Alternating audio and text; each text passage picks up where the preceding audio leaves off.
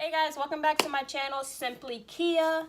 As you can see from the title, it's story time. I'm going to tell you guys about the time where I had a tumor. So I'm living a normal 13, 14-year-old's life. I'm going to school. We just took school pictures a week ago. I get on the school bus, and then I see my mom, and she goes, "What is wrong with your face? What happened to you?" And I'm looking at her like, "What?" And she goes, "Who hit you?" And I'm like, "What are you talking about? Nobody hit me." And she goes, "So you haven't been hit in the face?" And I'm like, "No." She's like, "So why is there a bump on your face?" And I'm like, "I don't know." So I look in the mirror, I see the bump. I'm confused where it came from. So we go to Kaiser. So Kaiser urgent care that night. The doctors do a scan on my face. We wait for the results, and we see that I have a tumor. And the tumor literally just popped up out of nowhere. So the next step is schedule an appointment to get surgery done to see what kind of tumor it is. Is it cancerous? Is it not cancerous? What exactly is going on in my face? So we schedule the surgery, we get it done, and they let us know that the tumor was benign, it's not cancerous, which is very good news. But they let us know that the tumor is a rare tumor called giant cell granuloma. And my particular strand of the tumor is very, very rare.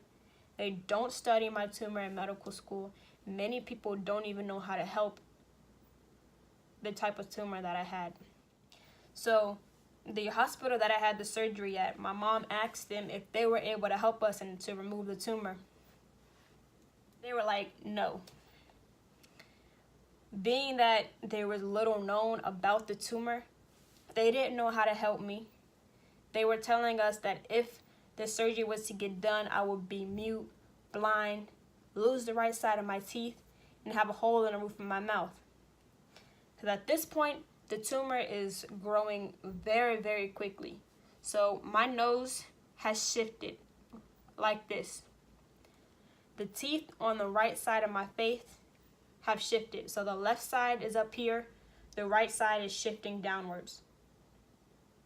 The tumor is starting to grow this way, so it has blocked off this nostril. I couldn't breathe out of it, and it started to block the air from passing through this nostril. I will be in class and people go, "Who's breathing like that? Who is breathing so hard?"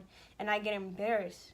So then I'm sitting there trying to hold my breath in hopes that nobody would hear me breathing. So they're telling me that because the tumor has invaded so much in my face, there were so many possibilities of what could go wrong. And they weren't taking that chance because I'm literally a walking lawsuit is how they see it. So she had to go on a hunt to find someone that is able to help us.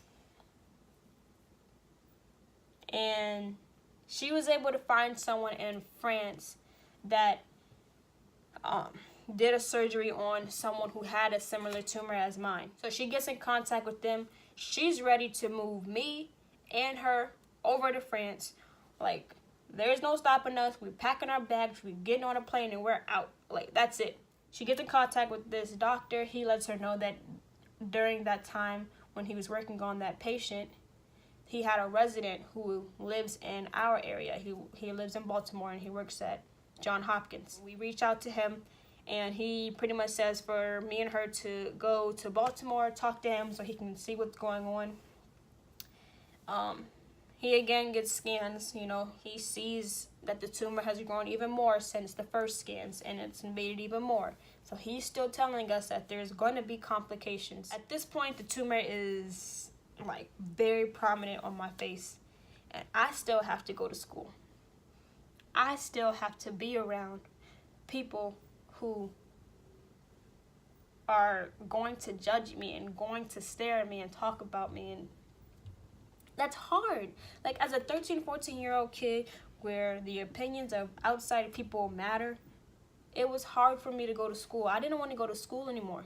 I didn't want to leave the house. I was fine within the comfort of my family, but once I stepped out when people were staring at me and pointing at me and laughing at me, I didn't want to do it anymore. I remember we went to King's Dominion in the summer, and we were getting off a ride, and there was a group of girls waiting to get on the ride. I'm getting off the ride. All of them are laughing and pointing at me. A day that was supposed to be fun went south so quickly. I literally started crying right there. I wanted to go home. I didn't want to be there anymore. I was over it. I was upset. And I remember like being in school, and the friends that I had didn't want to be around me anymore. I walked the halls and people were looking at me. So it was a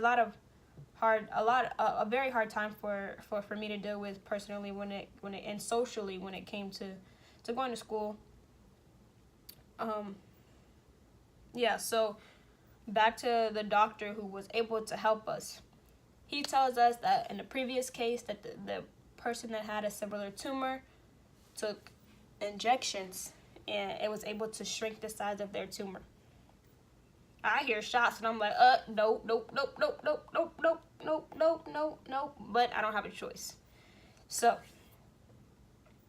I start taking shots every day. My mom, like clockwork, at a certain time at night, she would call me up, Nike, and I knew what it was. Those shots burned. They did not feel good. It was very painful, and I had to get this done every single night, and I hated it. She hated giving it to me. I hated getting it done. It was just dreadful. And I'm doing this for months and months, and my tumor is not shrinking. It's still growing. So that medicine didn't work for me. So at this point, he and my mom decide it's time for me to have the surgery. So to get the surgery, he pretty much told me that I am going to lose my teeth. That's inevitable. So I got this mold of my teeth done. And as you can see on the left-hand side, my teeth are higher up. And then on the right side, where the tumor was, my teeth have shifted downwards. So I had braces on my teeth prior to the tumor coming off. And I had literally just got my braces off before this tumor showed up. So all that work that the braces did, that was gone, buddy. And you can see in the mold of my mouth where exactly the tumor was.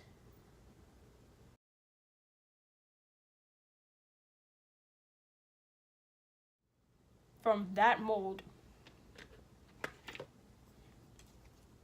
came these dentures right here for just the right side of my teeth.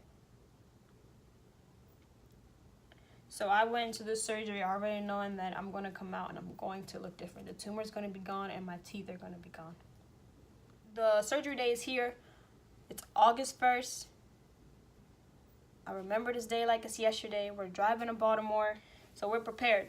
We're ready to go in. At this point, like, I'm not worried. I'm just ready to get the tumor taken out of my face. And so as you, like, I'm going to see if you guys can see.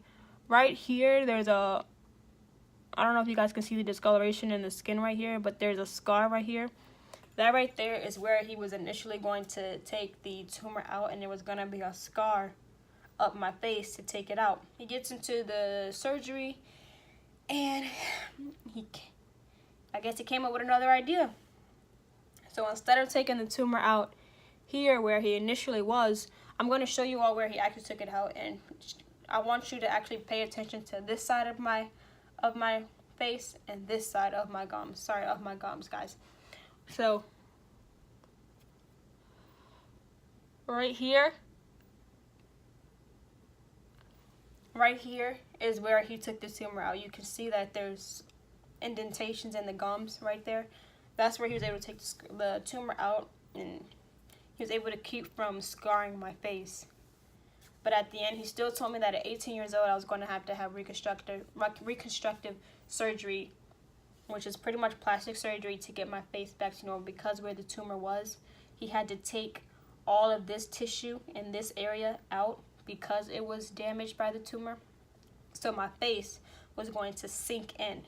So at 18, once my body is done growing, that's when I was going to be able to get the surgery to put my face back to, how it should have been. This picture was right before the tumor. Notice how I'm smiling. This picture was taken about 5 weeks after we noticed the tumor, and my face is already starting to distort. Do you notice my smile change? These pictures are from my 8th grade dance in the spring. You can see now that the tumor has literally taken over my face. I'm no longer smiling, and you can see how crooked my face grew. And this is me now. I am now 24 years old. I have not had that surgery, and I have my teeth. I'm not blind. I'm not mute. I don't have a hole in the roof of my mouth.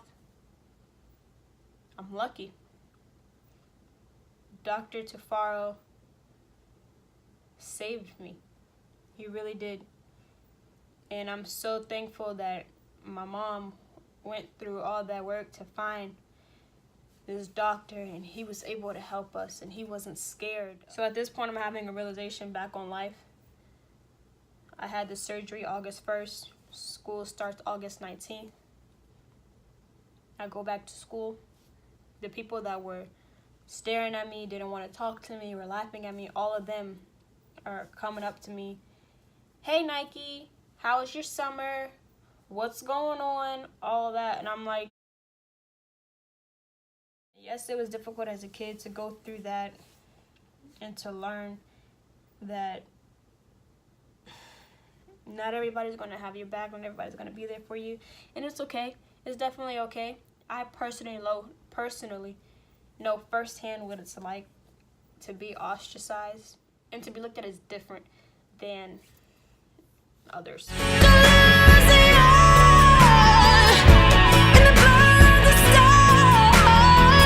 Because when you're a kid and you're seeing nowadays how kids are taking their own life because of the way that their peers are treating them, that's sad. That's really sad. Do you know what you're doing?